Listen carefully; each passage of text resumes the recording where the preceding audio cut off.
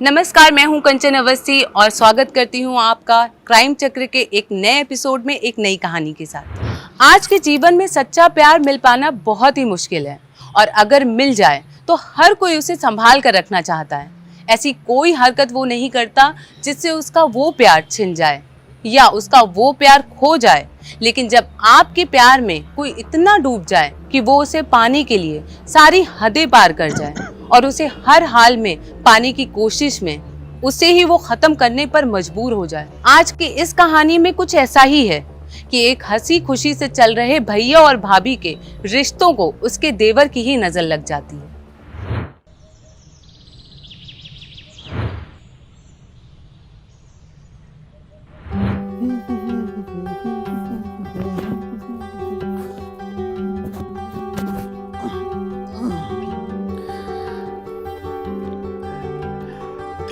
संजू, संजू जी।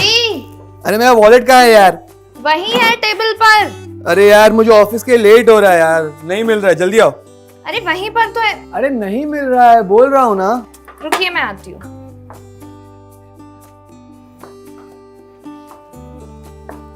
ये क्या है? कहाँ होगा?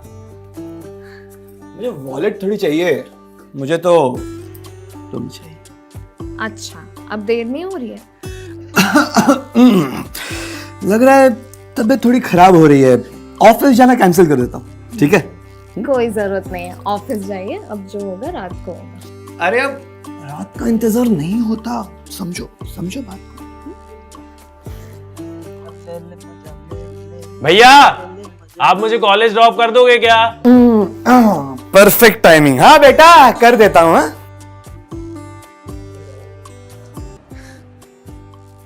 भाभी आप यहाँ आओ, मुझे बहुत जोर से भूख लग रही है, जल्दी से नाश्ता दे दो ना। जाओ जाओ खिला दो, 2 दिन से खाया नहीं।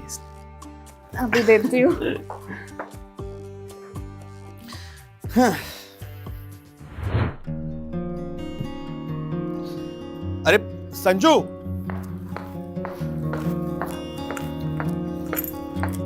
संभाल के जाइएगा। Bye bye. बाय भाभी। जल्दी आता हूँ, चलो।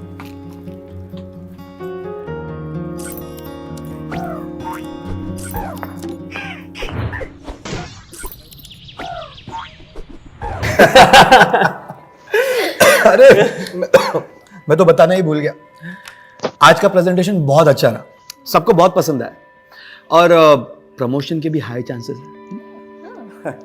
बॉस को एक चीज पता चल गई कि मेरे डिजाइन सबसे बेस्ट होते हैं। इससे अच्छी और क्या बात हो सकती है? लेकिन आपने मॉन्टी के लिए भी कुछ सोचा है या नहीं? अरे हाँ मोंटी, तुम आज कॉलेज से वो कॉन्वोकेशन लेटर लाने वाले थे, मिला? हाँ मिल गया ना भैया। बहुत बढ़िया।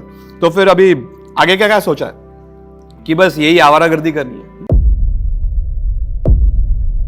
नहीं मतलब 3 साल के ग्रेजुएशन को तुमने 5 साल लगा दिए, थोड़ा सीरियस हो जा भाई। अरे मॉन्टी, मॉन्टी खाने पर से ऐसे नहीं उठते बेटा। आपको भी उससे ऐसे बात करनी जरूरी थी। इसमें क्या गलत बोला मैंने? माँ और पापा के जाने के बाद घर कैसे संभाला है तुम भी जानती हो, और ये देखो नवाबजादे खाना छोड़कर जाता है। मैं समझती हूँ, लेकिन वो कोशिश कर रहा है। कोशिश 2 साल बर्बाद नहीं होते अगर अच्छी कोशिश की होती तो। बच्चा है वो अभी। बच्चा अभी शादी करवा दो ना तो बाप बन जाएगा, और इसे किसी भी चीज की कदर ही नहीं है। तुम इसके लिए मां नहीं बन रही हो। मैं दिन रात मेहनत कर रहा हूं, पर इसे किसी चीज की परवाह ही नहीं है। जब भी देखो फोन में लगा रहता है। क्या है उस फोन में? आप छोड़िए इन बातों को, खाना खाइए। मेरा भी मूड उड़ गया है, चल नहीं खा।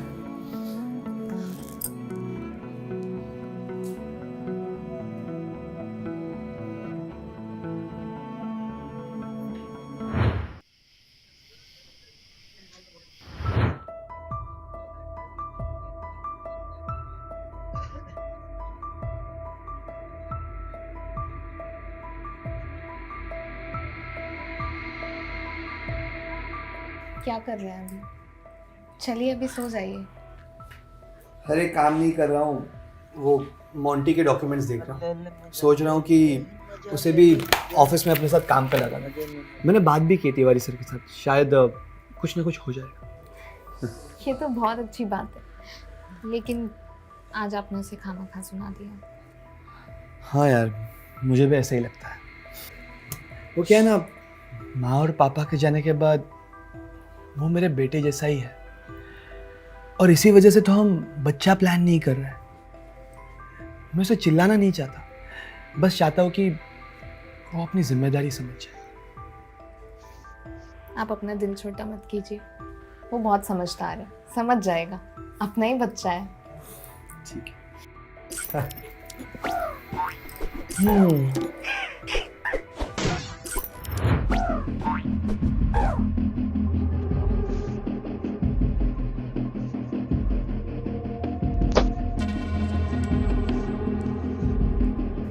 तुम मेरी क्यों नहीं हो सकती?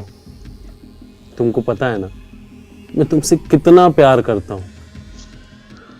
बस एक मौका देकर देखो, तुम्हें ना जन्नत की सैर करा दूंगा। लेकिन हम दोनों के बीच में इस कांटे को उखाड़ के फेंकना पड़ेगा।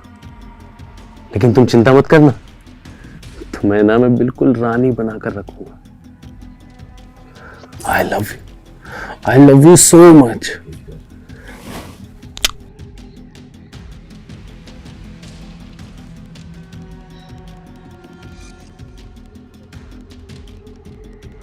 एक तरफ राजेश का अपने भाई के प्रति प्यार और चिंता से रातों की नींद उड़ी हुई है, और दूसरी तरफ मोंटी जो अपने ही माँ समान भाभी पर नजर डाले बैठा है। ऐसे लोगों को आप क्या कहेंगे? क्या ऐसे लोग सच में भरोसे के लायक होते हैं? क्या ऐसे लोगों पर हमें भरोसा करना चाहिए? क्योंकि ऐसे लोग तो आस्तीन के सांप से भी भयानक होते हैं।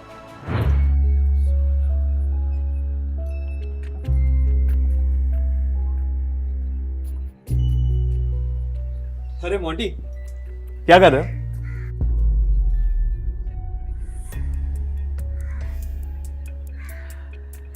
देख रहा हो तुम बहुत दिनों से हमारे साथ खाने पे भी नहीं बैठे, बहुत उदास से रहते। देखो, मैंने ऑफिस में बात कर ली, कल से तुम मेरे साथ ऑफिस में आना। काम बहुत ही आसान है, और कुछ नहीं समझा तो मैं तो हुई ना। अरे अब भी खुश नहीं हुए? ठीक है, मुझे पता है तुम्हें खुश कैसे करना है।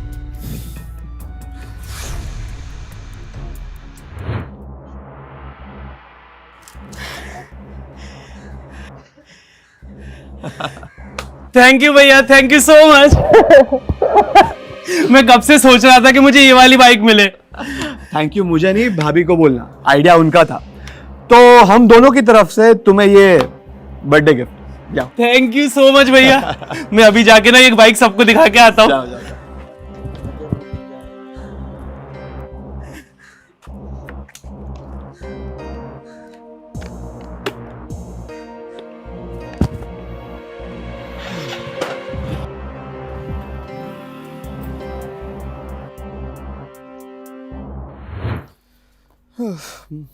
Monty, Monty. हाँ भैया। अरे हाँ मोंटी, सुनो। हाँ ये लो, कार सर्विसिंग को दे देना। शायद से उसमें ऑयल लीक हो रहा है और ब्रेक भी अच्छे से नहीं लगे, तो दोनों दिखा देना। ऐसे कैसे? कल तक तो ठीक थी। अरे मशीन है, कभी ठीक होती है कभी नहीं होती है, उसका क्या कर सकते। पर अब आप ऑफिस कैसे जाएंगे? कोई नहीं, मैं कैब से चले जाऊंगा। और हाँ, तुम याद से सर्विसिंग को गाड़ी दे देना, ठीक है? और संजू, मैं घर पे शायद ना आ पाऊँ, क्योंकि मुझे ऑफिस के बाद नया प्लांट देखने जाना है, तो लेट हो जाएगा मुझे, और फिर मैं वहीं रुक जाऊंगा क्योंकि वहाँ पे ट्रांसपोर्टेशन फैसिलिटी अवेलेबल नहीं है। अरे भैया, आप मेरी ये बाइक की चाबी ले जाओ ना, बाइक ले जाओ, फिर दिक्कत ही नहीं है। आप बाइक ले जाइए, ये सही रहेगा। हाँ, ये अच्छा रहेगा। तो फिर मैं ऑफिस का काम निपटा लूंगा और वहाँ जाके जल्दी से वापस आ जाऊंगा। ठीक है? चलो मिलते हैं।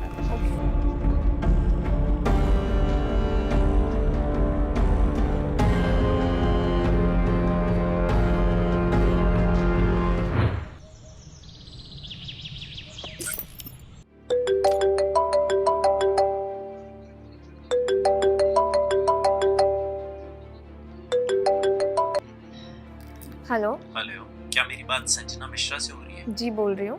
जी, वो आपके पति की एक्सीडेंट में मौत हो गई है।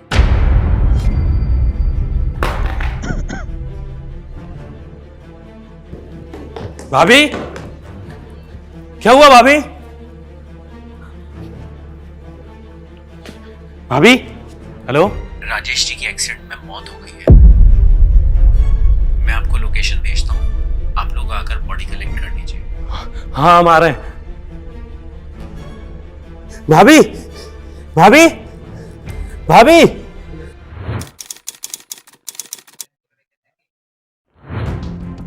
हाँ सर, मैं पता लगा रहा हूँ। जैन सर। सर, राजेश की बाइक का जहाँ स्पॉट हुआ था वहाँ की फॉरेंसिक रिपोर्ट। हाँ तो एक्सीडेंटल केस बोल के फाइल क्लोज कर दो। लेकिन सर, ये आपको देखना होगा।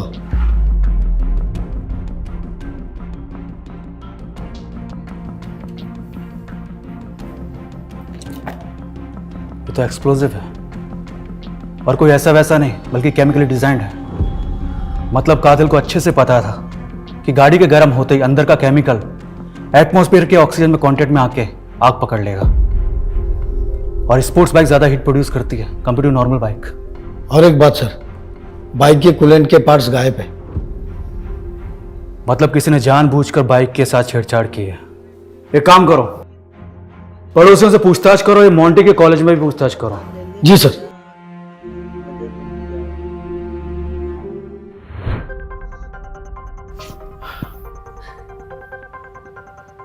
प्लीज संभालिए खुद को। आपके पति के साथ जो भी हुआ उसका हमें बेहद अफसोस है। उनकी किसी से कोई दुश्मनी या झगड़ा? नहीं सर, राजेश बेहद शरीफ इंसान थे। उनका किसी के साथ कोई झगड़ा नहीं था। हो सकता है बाहर कुछ हुआ हो। नहीं सर, मेरे भैया तो बहुत शरीफ थे सर, उनकी किसी के साथ कोई दुश्मनी नहीं थी। लेकिन आप ये सब क्यों पूछ रहे हैं? जी क्योंकि जिस बाइक एक्सीडेंट में उनकी डेथ हुई है वो एक्सीडेंट पेट्रोल की टंकी फटने से हुआ था और हमें जांच में पता चला है कि उसके सेफ्टी पार्ट्स निकाले गए थे। लेकिन सर, बाइक तो एकदम न्यू थी सर। हमें भी शक है कि एक्सीडेंट है, बल्कि एक प्लांट मर्डर हो सकता है, क्योंकि हमारे पास चली हुई बाइक के अलावा और कुछ नहीं है। वैसे वो बाइक आपकी थी ना? हाँ सर, वो बाइक भैया ने मुझे गिफ्ट की थी और उनकी किसी के साथ दुश्मनी नहीं थी सर। पता नहीं सर, हमारी किस्मत खराब है जो उनके साथ ये सब हो गया। ठीक है, फिलहाल हम चलते हैं। अगर आपको कुछ पता चले तो हमें इन्फॉर्म कीजिएगा।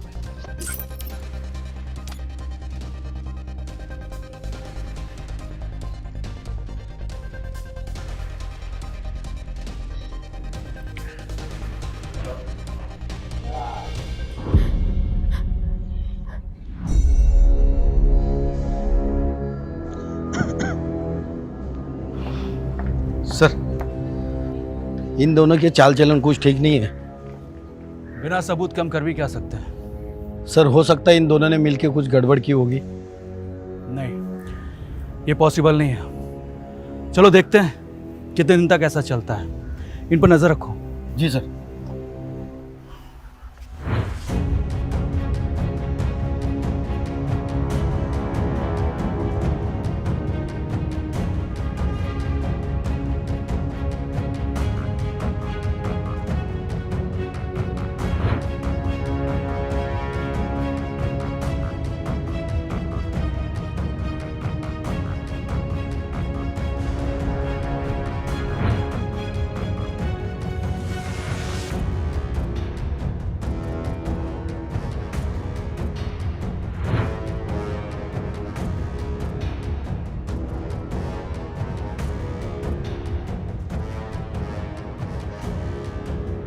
सर, हम पूरी कोशिश कर रहे हैं, बहुत जल्द कुछ पता चलेगा। Okay sir. Jain sir. Sir, हमने आसपास पूछताछ की। पड़ोसी ने उसके बारे में ऐसा बोला कि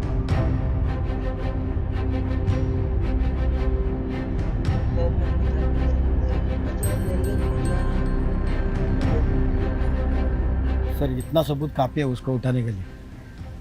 नहीं राजदीप, पुख्ता सबूत चाहिए। सर, 2 डंडे पुलिस के गिरेंगे ना तो तोते जैसा बोलने लगेगा वो। सही कहा। इससे पहले कि वो भाग जाए, उठा लेते हैं। सर, चलो।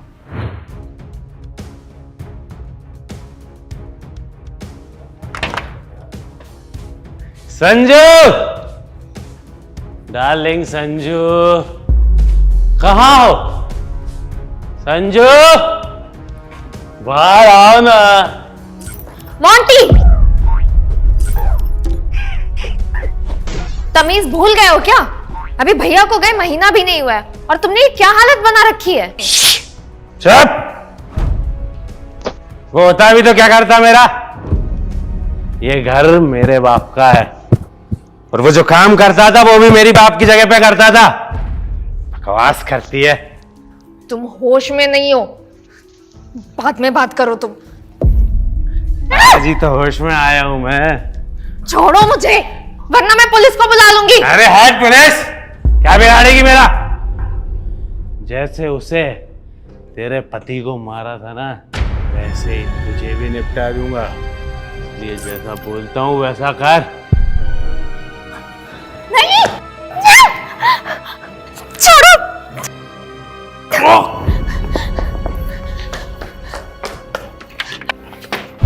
सर, इसी ने मेरे पति को मारा है और ये मुझे भी मारना चाहता है।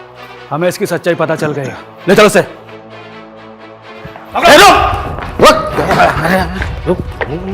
किधर बात है? हाँ? चल।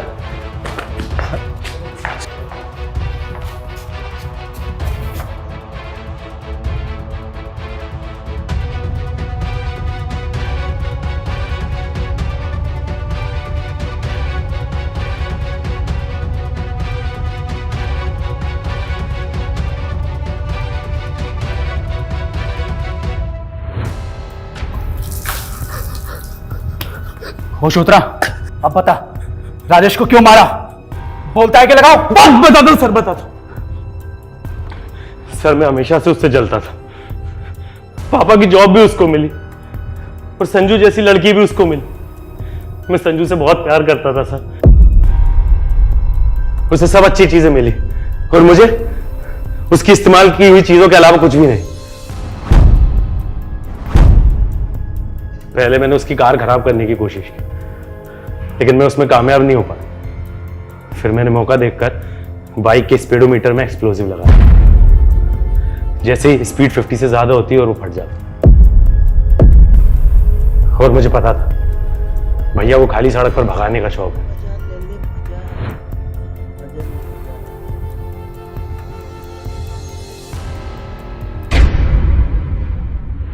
तो देखा आपने कि ईर्ष्या इंसान से क्या क्या करवा सकती है। एक बेहद नॉर्मल दिखने वाले परिवार में भी ऐसी कोई वारदात हो सकती है। लेकिन इस कहानी से हमें यही सीख मिलती है कि चाहे आप लाख कोशिश कर लें, जिनकी सोच और मानसिकता छोटी होती है वो कभी बड़ा सोच नहीं पाते।